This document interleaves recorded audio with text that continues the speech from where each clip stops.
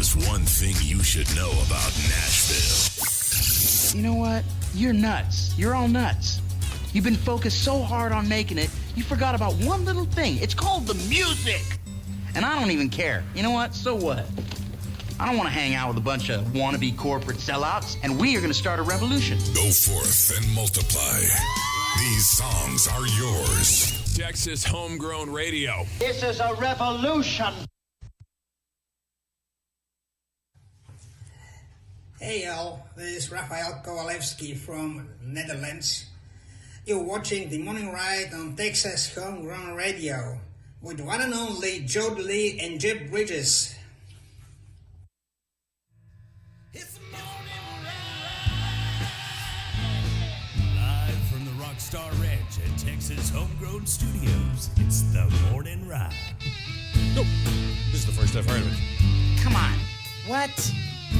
Hey everybody, this is Ray Wiley Hubbard, and you're on the Morning Ride with the one and only Jody Lee. I know that, dude. It's a household name.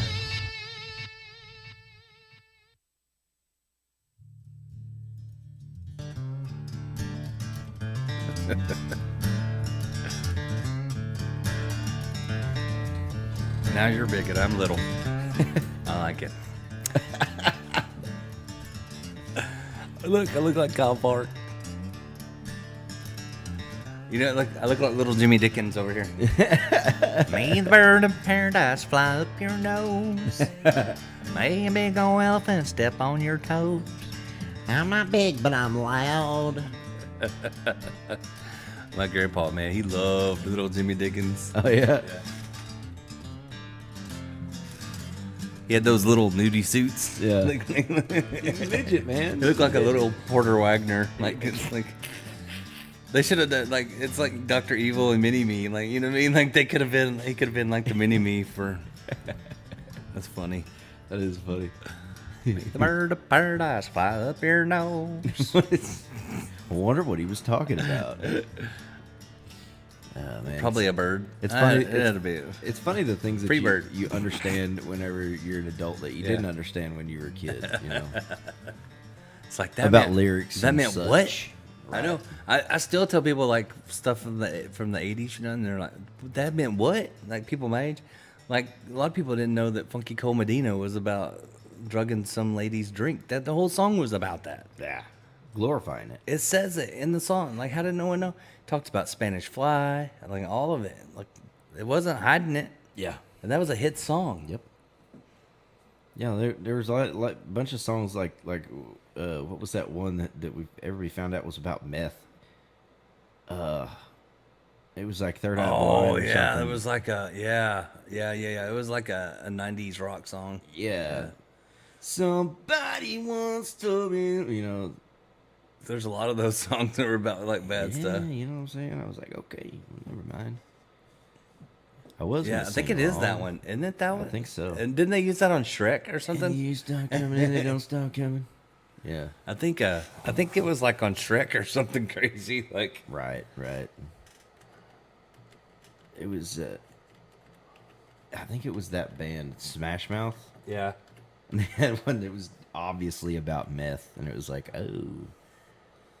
Semi-Charmed Life by Third Eye Blind. That's it. Semi-charmed kind of life, baby. I want something else. It says the song's lyrics detail the struggles and challenges of addiction, specifically referencing crystal meth. Yeah, but it doesn't, like, it kind of glorifies it. Like, when you're listening, it's like, I want to see the lyrics. Oops, you know.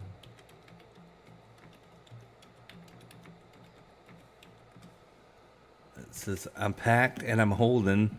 I'm smiling, she's living, she's golden.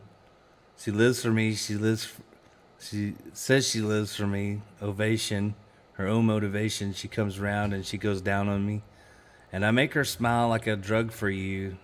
Do ever what you want to do. Coming over you, keep on smiling. What we go through, one stop to the rhythm that divides you. I don't know. I guess One stop to the rhythm that divides you. I don't see how it really I bumped for the drop, and then I bumped up. I took the hit that I was given, and then I bumped again. Then I bumped again. Then I bumped again, and I bumped again. You're just having a party. How is that a hit song? Like, did people not read lyrics back then, I guess? I don't know. I mean, and like kids were singing it. You know what cracks me up though is like when there's a song like that was like a hit, you know, and people don't realize like what it was about. Right. But then you see it on like a commercial for Cadillac or something, you know, like, you know what I mean? Like there was a Rolling Stones song one time I saw it on Cadillac commercial. I'm like, do they know like what they're singing about? Like, right.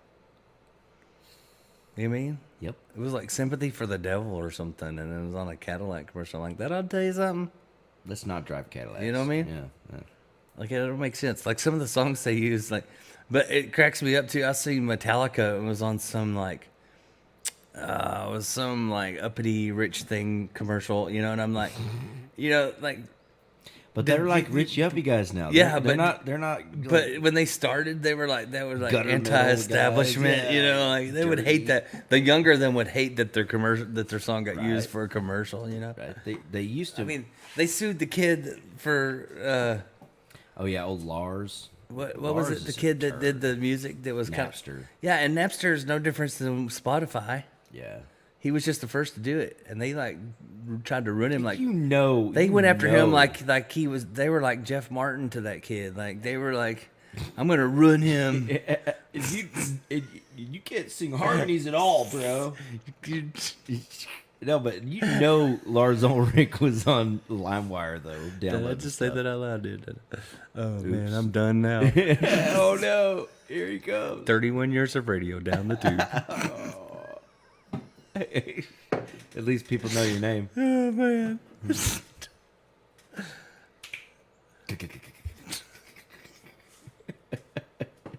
That's harsh. Ow. But yeah, it cracks me up to see to think about they wrote these songs like anti-establishment, like heavy rock, and then they're like on a Lexus commercial, you know. It's like what? They're all yuppie guys. They are. Yeah. They wear cardigans. And yeah, Hefeld, they got him cut out of he was down in Beverly Hills shopping at all the Gucci and stuff. He's got jorts and some sandals He's carrying on. a Gucci bag. He's got a Magellan shirt. Like what? Yeah, I thought. You're like, man, I swear he was wearing a Megadeth shirt, and it turns out it was Magellan. Have you been seeing all that stuff? What do you mean I don't wear Magellan? Mustaine is still mad about all the Metallica stuff. They're still going back and forth on all that. But they should, because they stole all his riffs and they kept doing it. He created the sound for that band. Mm-hmm. And then Hetfield and what's his name? The guy who took over guitar on that. Yeah, and they know it. Tony too. Iommi. Iommi's not a very good guitar player, I don't think. But he stole all his licks. Well, yeah, because Mustaine invented spider picking, which is what that is, and it's a way of picking those riffs out. He created that style that Metallica literally just took it. I mean, Mustaine never got all the credit that he deserved for writing those licks and creating their style. And then Megadeth came out. It was okay, but it wasn't they weren't as big as Metallica was. No, Megadeth was much better, but they didn't have anything behind them because Mustaine did all those records himself. Yeah, they didn't have the push. Right. Mustaine is really he's a genius writer, and Hetfield's a turd. They were all scared of him. They're doing stuff on social media now, going back and forth. I guess because they didn't have social media back then to do that. So now they're ranting and raving against each other. Well, they fired old rockers. They fired him, and everybody was too afraid to do it. So they sent Lars to do it when they fired him. They always send the drummer to do the tough stuff. They were all scared of him, because Mustaine was, crazy. Send the drummer. Yeah. And then Lars is like, so we're just have to go a different route. Thanks for coming out. It's not you, it's me. We could still be friends, and make sure you stay off Napster. I don't want to see you anywhere near Napster. I mean, you could just start your own band. You'll do great. One day you could be on a Lexus commercial. That's what we're trying for. So. All right, I'm gonna go back and do the 1/4 beat again. We're gonna do the best drummer ever. I'm gonna do money beats on every song now.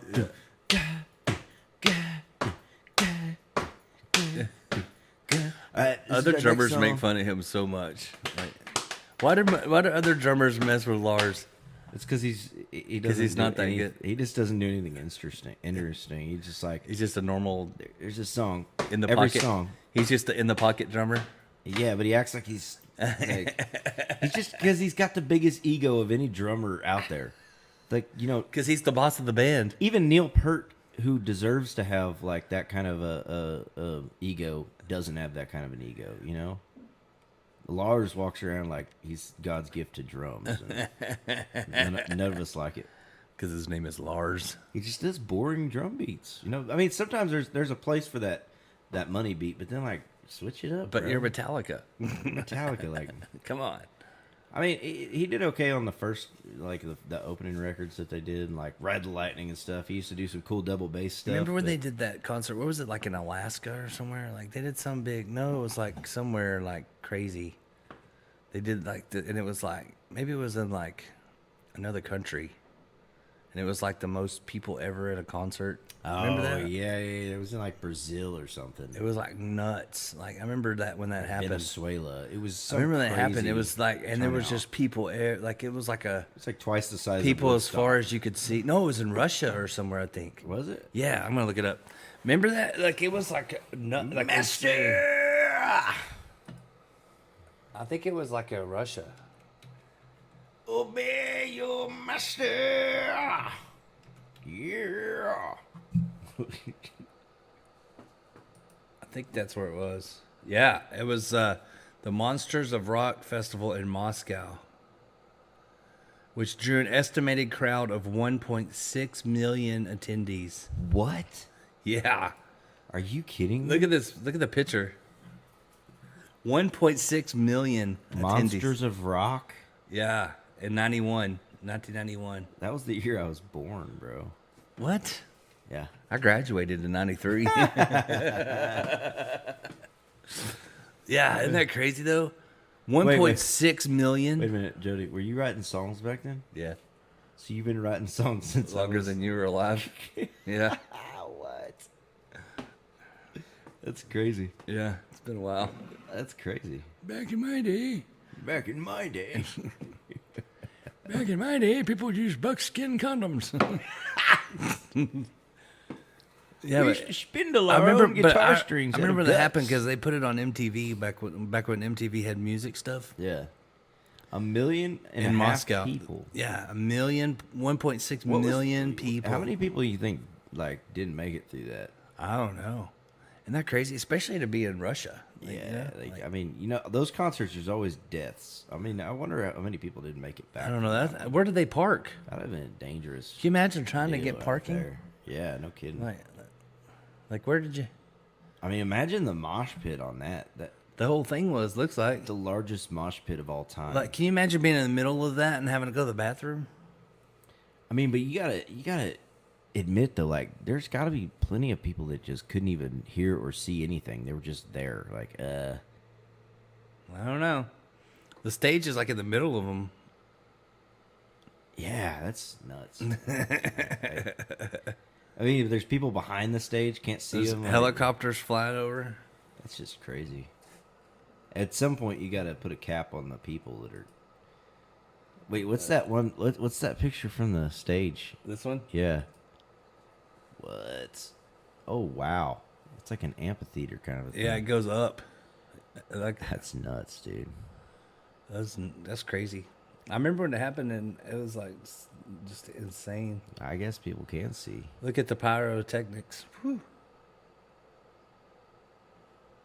Yeah, that's nuts.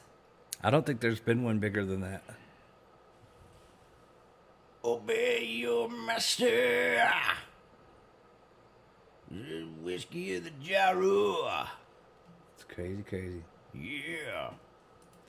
I wonder if there's ever been any bigger concerts than that. I don't think so. That's like 2 of Woodstock, isn't it? It's like Woodstock on steroids. Let's see. I'm gonna take out Metallica, just put biggest concert of all time. See what it says. It's got to be that one. Oh, no. That is not the biggest concert of all time. What? The biggest concert of all time, based on attendance, is Rod Stewart's New Year's Eve concert in 1994 at Copacabana Beach in Rio de Janeiro, Brazil, with an estimated 3.5 million attendees. What? Yeah. Rod Stewart wrote the record? Yeah. Are you kidding me? Man. Wasn't he a Yardbird? That was in Rio de Janeiro. And the other ones are Jean-Michel Jarre. What? You ever heard of that person? No. That was in 97. He had 3.5 million. Then he had 3 million in Brazil. I've never even heard of George Bonjour. George Bonjour? Maybe they're it's French John Bon Jovi. How is that like 3 million people at a show? Like, That's how did craziness. that happen? I'll take the door, please. No kidding. You somebody cleaned up. Charge like, $10. what? Like those tickets are probably like $100. Dude, Back we're then. talking about $300 million. Like that's a lot of money. 300 mil on one show. 3 million people. I'd take tickets are $1. You make $3 million. And then the concessions, if they had anything to do with the concessions on that, That's the dude you should be booking this, man. Yeah, no kidding. We need to go play in Rio de Janeiro, man. Where that's In the Rio, Brazil. I'm not That disagreeing. Rolling Stones, they were in Copacabana, and they had 1.5 million. What? Yeah. I never would have thought Rod Stewart would be the number one. Wow, that's crazy. He That was pretty blows big my back mind. in the day, though. I know, but I kind of liked Rod Stewart every once in a while. he's all right. If you want my body and you think I'm sexy. It's kind of, It was iffy. I think he probably flipped the coin each day he woke up. Like, Yeah. I don't know. It's probably iffy. Oh man. Yeah. I don't know, man. I did not expect it to be Rod Stewart. Yeah, me either. Beat Metallica's record. Not a big Metallica fan though. Pantera, if it's gonna be metal, it's got to be Pantera. We're from Texas, dude. Yeah. Come on now. And they were nice dudes. You're great dudes. They were nice. Except for Philip. Yeah. Call him Philip. He probably would hate Dimebag that. was cool, though. Dime was the best. He was a nice guy. Yeah. You could see him at the store, and he'd just be like, hey, man, you doing all right?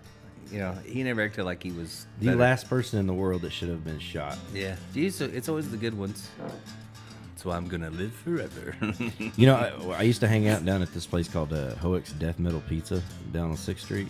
And Adam, the dude that owned it, Jason Adams, great guy. Death Metal Pizza?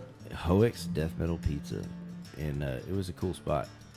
And the guy that owned it, you know, so Dime's wife came in one time, his woman, you know, after he had passed away. Yeah. You know, and she came in and brought his pizza recipe. He had his own special pizza recipe. I can't remember what it was, but she gave it to Jason, and he started making the Dime pizza up there.